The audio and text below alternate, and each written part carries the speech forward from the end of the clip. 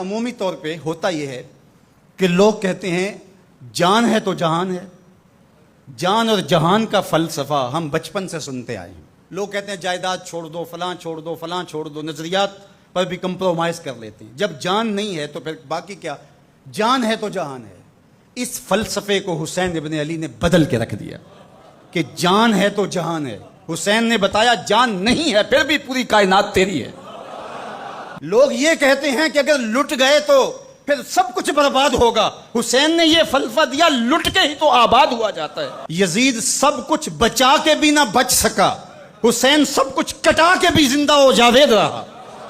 یہ فلسفہ دیا سب کچھ کٹ جائے، سر نیزے کی نوک پہ بھی چڑھ جائے، خاندان کی لاشیں بکھری پڑی ہوں اور گھوڑوں کی ٹاپوں تلے روندی جائیں، کفن بھی کھینچ لیے جائیں، خیموں کو بھی آگ لگا دی جائے، لیکن سر شہیداں پھر بھی نیزوں پہ بلند ہی رہے گا، اونچا ہی رہے گا. یہ فلسفہ حسین ابن علی نے دیا. یہ سر جھکنے کے لیے نہیں ہے، یہ سر اوپر بلند ہونے کے لیے. اور میں ایک بات کہا کرتا ہوں، لوگ سر بچانے کے لیے ہاتھ دے دیتے ہیں، ظالم کے ہاتھوں میں ہاتھ دے دیتے ہیں کہ سر بچ جائے. حسین نے ہاتھ بچانے کے لیے سر دے دیا. ہم نے بچپن سے لے کر کے لڑکپن تک اور لڑکپن سے لے کر آج تک حضرت نبی رحمت صلی اللہ علیہ وآلہ وسلم کا یہ فرمان سنا ہے، من رآ منکم منکرا فلیغیرہ بیدہ فإن لم یستطع فبلسانہ فإن لم یستطع فبقلبہ وذلک اضعف الایمان، او کما قال النبی صلی اللہ علیہ وسلم.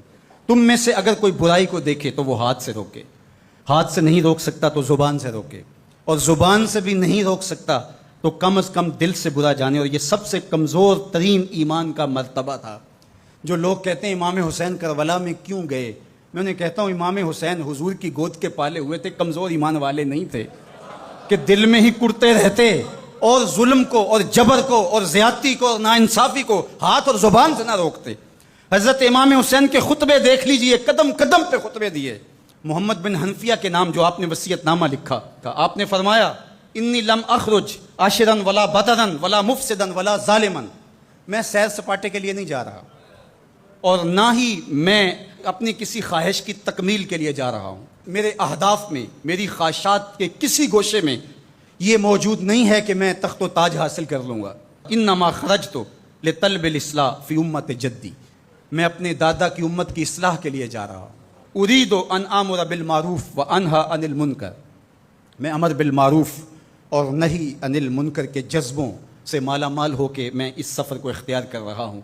جب شریعت کا مذاق اڑایا جا رہا ہے، شریعت کی شکل بدلی جا رہی ہے، خلافت کا رشتہ قرآن سے ٹوٹ گیا ہے اور ایک نئی صورت دین کو دی جا رہی ہے، اور جو اس سانچے میں ڈھل کے دین نکلے گا وہ محمد عربی کا دین نہیں ہوگا، جو طائف کے بازاروں سے لے کے مکے کی گلیوں تک، احد سے لے کر غزوہ حنین تک حضور نے خود اور اپنے اصحاب کو تکلیف میں ڈال کے جو دین دیا، جو امت تشکیل دی، یزید اس سارے نظم کو بدل رہا ہے. تو کیا نبی کا نواسا جس کو حضور نے گود میں پالا ہو وہ خاموش ہو کے بیٹھ جائے؟ کہا حسین ایسا نہیں ہونے دے گا، اور اس کی جو بھی قیمت ادا کرنا پڑی حسین وہ قیمت ادا کرے گا.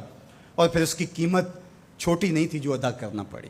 اگر حضرت امام حسین رضی اللہ تعالیٰ عنہ اس وقت کربلا کے تپتے ہوئے ریگزار میں، اس میدان حق و باطل میں اپنی قربانی پیش کر کے جبر کا راستہ نہ روکتے تو یہ بات اچھی طرح سے ذہن نشین کر لیجئے، اسلام کی یہ شکل جو آپ کو دکھائی دے رہی ہے یہ موجود ہی نہ ہوتی. دنیا کے اوپر کتنی تہذیبیں، کتنی ملتیں اور کتنی اقوام، جب ان کے اندر تغیر آیا تو وہ اپنی اصل صورتی چیزیں کھو بیٹھی. دنیا کے اوپر کتنے مذاہب، یہودیت کی شکل دیکھ لیجئے، کیا یہ وہی صورت ہے جو حضرت موسیٰ لے کر آئے؟ عیسائیت کی شکل دیکھ لیجئے، کیا یہ وہی صورت ہے جو حضرت عیسیٰ لے کر کے آئے؟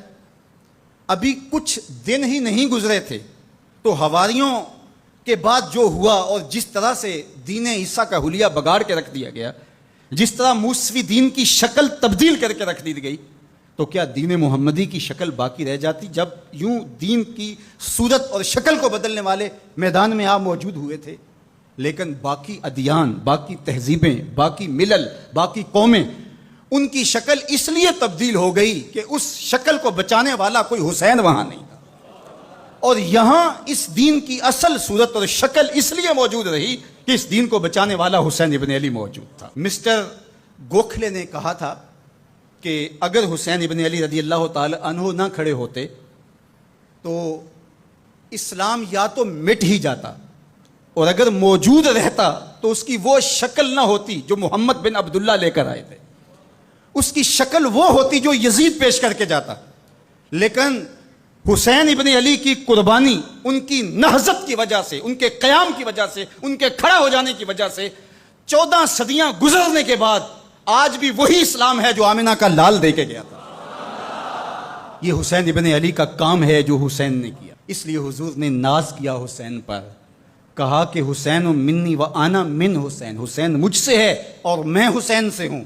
یہ مجھ سے ہے کہ میری بیٹی کا بیٹا ہے، میری نسل ہے، میرا نسب ہے، میں حسین سے ہوں، قیامت تک میرے دین کا جھنڈا جھولتا رہے گا، تو اس کی بنیادوں میں لہو حسین ابن علی کا۔